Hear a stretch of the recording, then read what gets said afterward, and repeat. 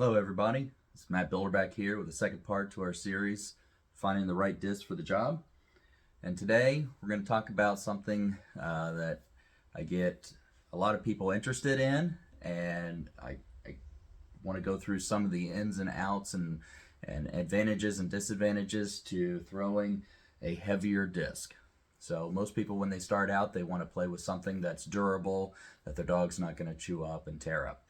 Well, there's a few things to that. So there are some advantages to having a disc that's heavier, which is that it does last a lot longer than, say, a disc that's a much lighter plastic. But there are also disadvantages to having a disc like that.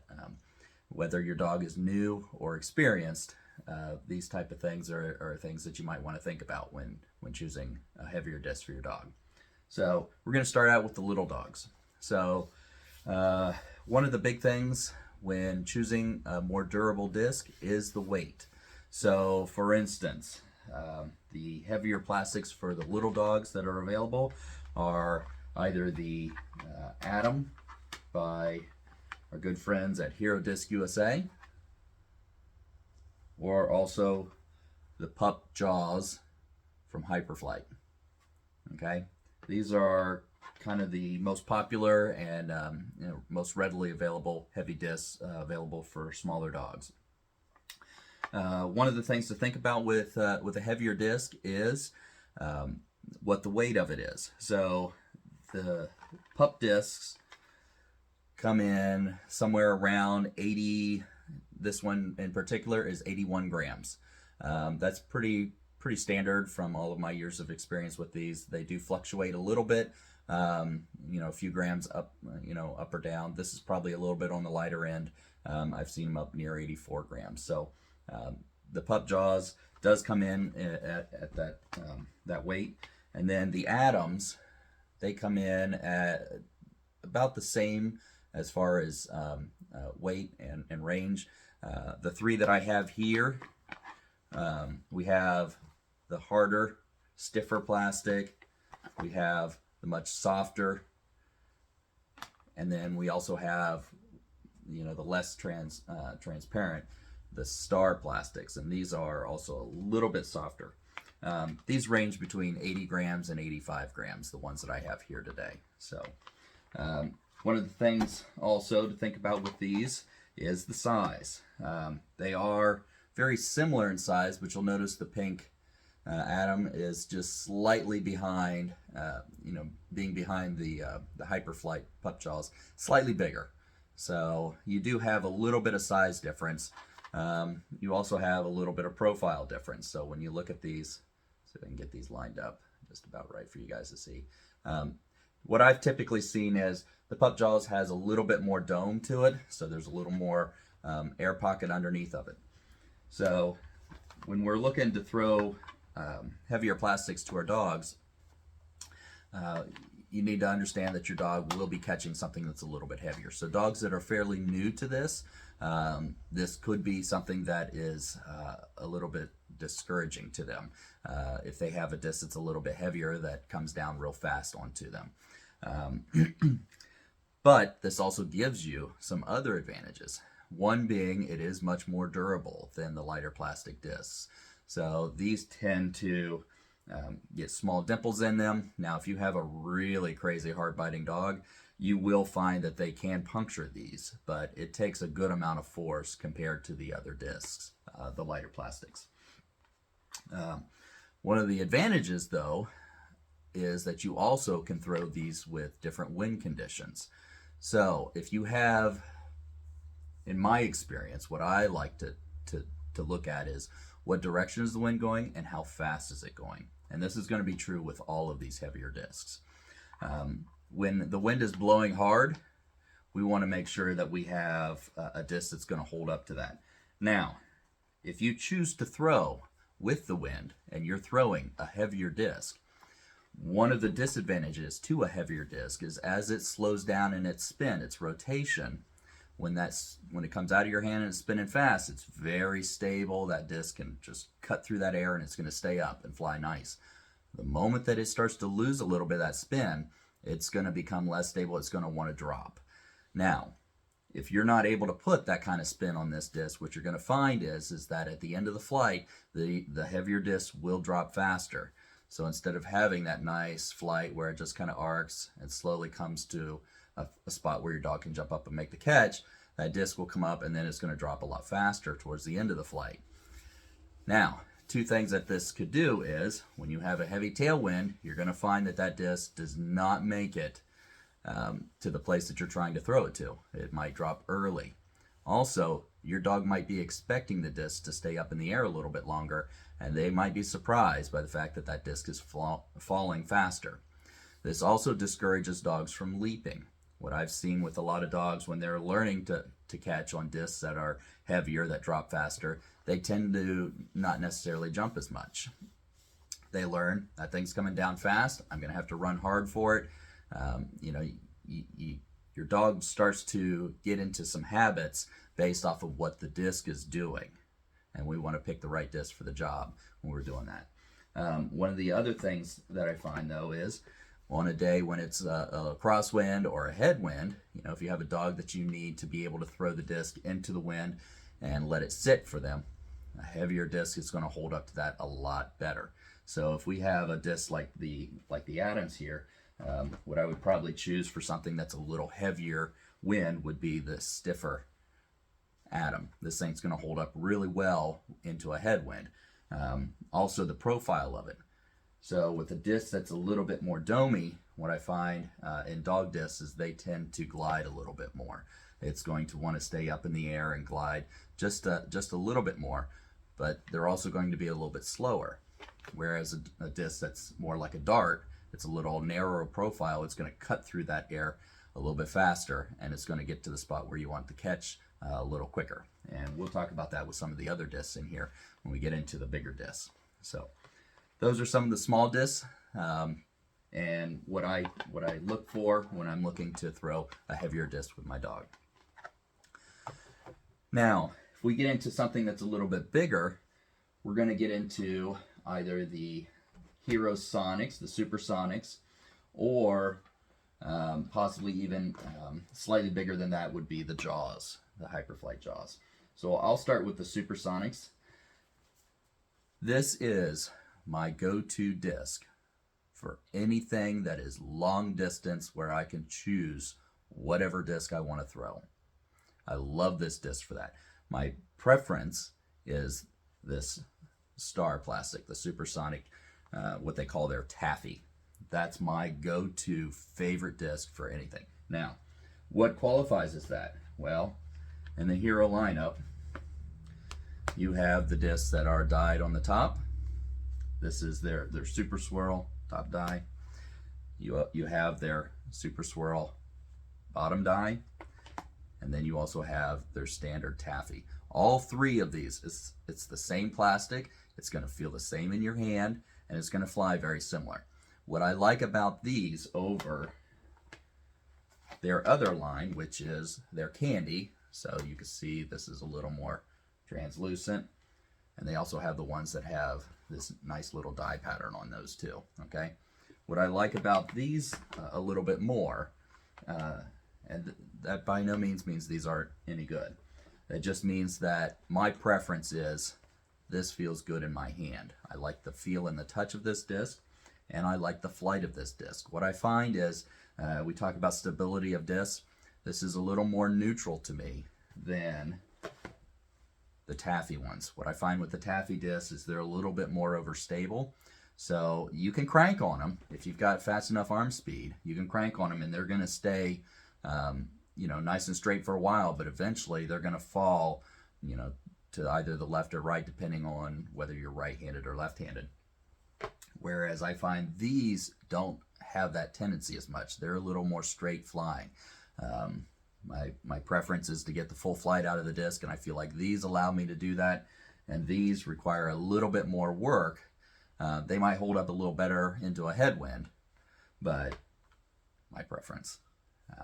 So in the Supersonics, the weights tend to be around 120 to 125 grams. What I have here, I have 121 to 126. That's the weight that I have for all 5 of these.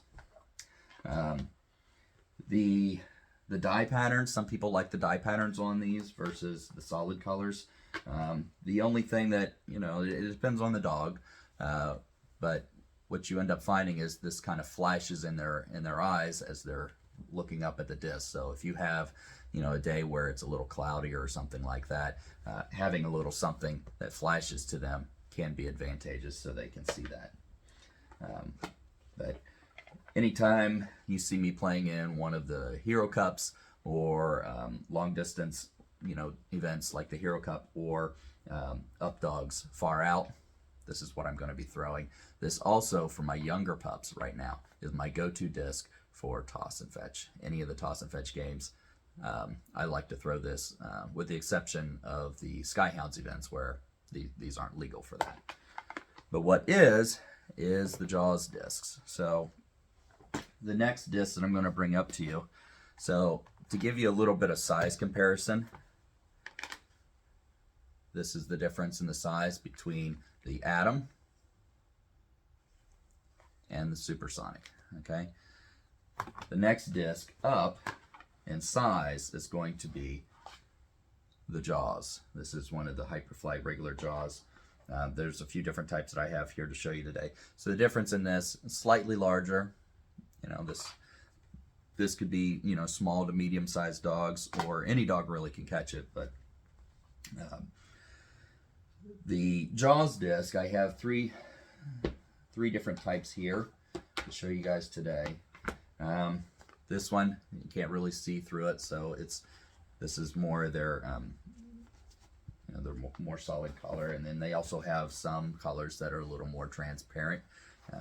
This day glow, this is something, not all of my dogs really like the day glow. What I find, I get asked all the time, well, I think they can see this color. Well, I have seen, at least in my experience with my dogs, and maybe with some other people's dogs, this can be hit or miss. Some dogs really see this well, and it's easy for them to pick up, and then other dogs, they struggle with it. So you could try this out. They also have, you know, different companies have these type of discs in different weight classes, so you could try a lighter plastic one just to see if they can see it very well.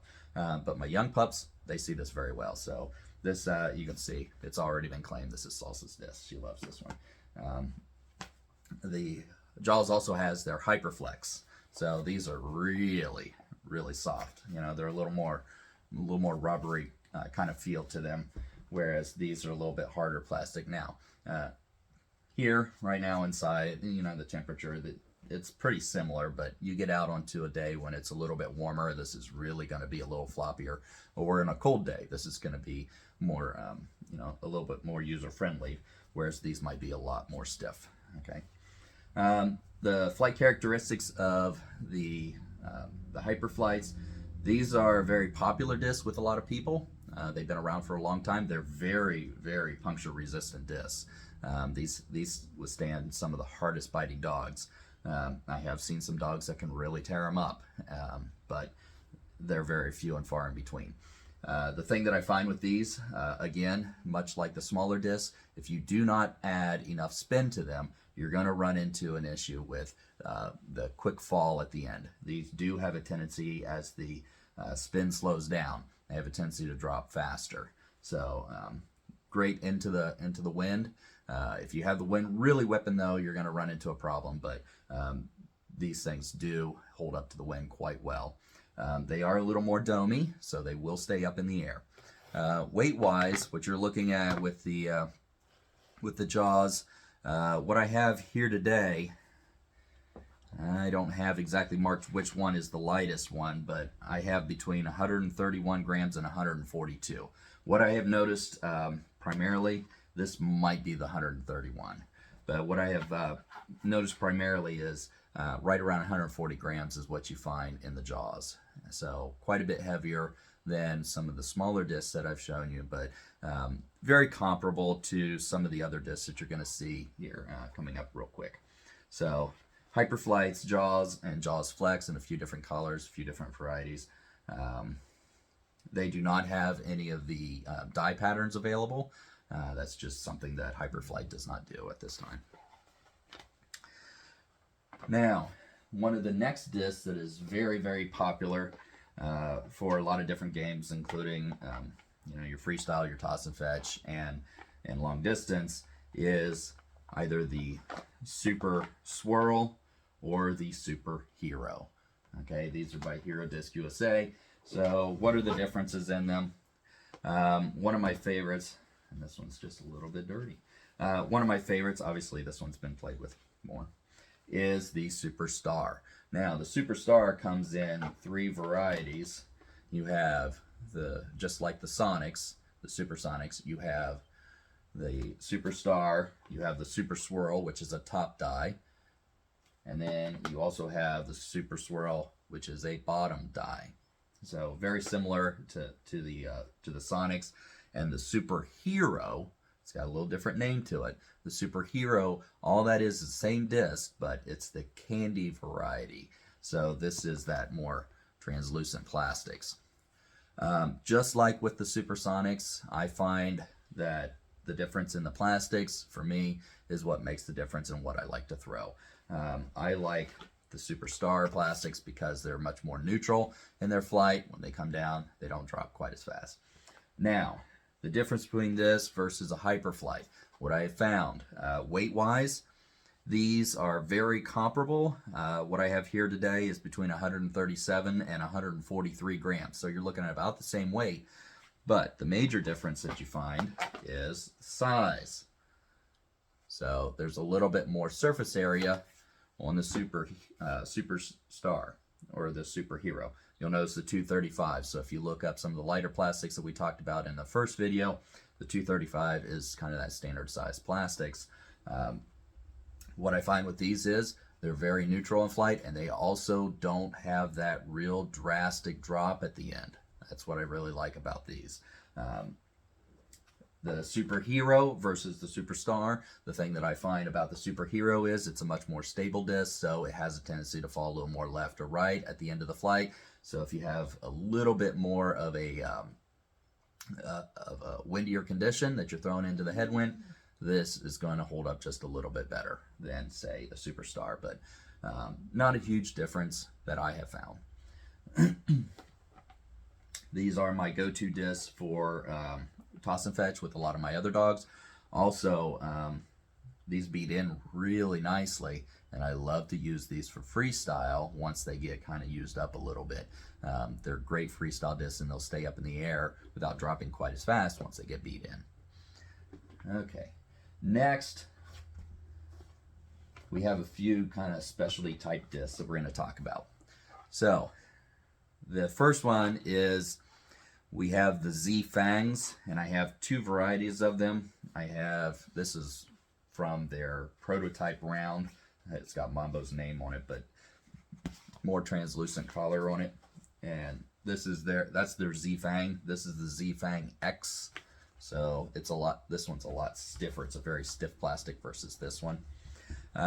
So the Z Fang, which is this yellow one here, is about 159 grams. So quite a bit heavier than some of the other discs. I find this actually flies very comparable to actually the Super Hero or the Superstar. It's a very kind of neutral flying disc. This one's very dirty right now for some reason, but it has been used a lot. It is heavier, so it's better for something like a headwind condition or long distance when you're really trying to crank on it. That extra weight gives a little more spin. But at the end of the flight, this disc doesn't really necessarily drop as fast as, say, the Jaws would. So that's my preference. The Z-Fang X, this is the beefcake. This is 170 grams, this particular one here. So I'll give you kind of a nice view of the Z-Fang X there. When you're looking at it online, 170 grams is a lot of weight. So if you have a bigger dog, this might be fine for you. Into a headwind where it's not coming down quite as quickly into your dog might be fine. But it also is a lot of weight. So these are kind of specialty discs for me. I don't use them for a lot of different things. I know a few people that really love them, and that's great.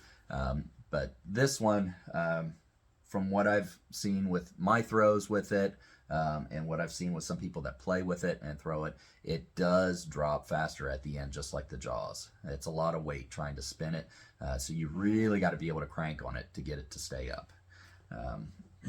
More spin equals more flight out of your disc. You want to be able to put a lot of spin into it. So those two, I use those for some specialty stuff. Another disc that has come out, you'll see it's already claimed as well. This has Salsa's name on it. She loves this disc. I use this disc only for very specific occasions. Okay, for me, if that wind is blowing 20 plus miles an hour, I'm not throwing downwind with that because it's going to fall fast. This disc is a wonderful headwind disc. The reason it is such a good headwind disc is it is a disc that flies very stable and very much like a golf disc. You'll notice the profile of this is a little bit different than a lot of the others. It's got kind of that rounded end, and then it's got this little bead on the bottom of it. And you'll notice the profile of it. It slopes very, it's very seamless in its slope for the dome. What that means is this is a very stable disc. So as we're throwing this disc, it has, for a right-handed player, it has a tendency to fall to my left.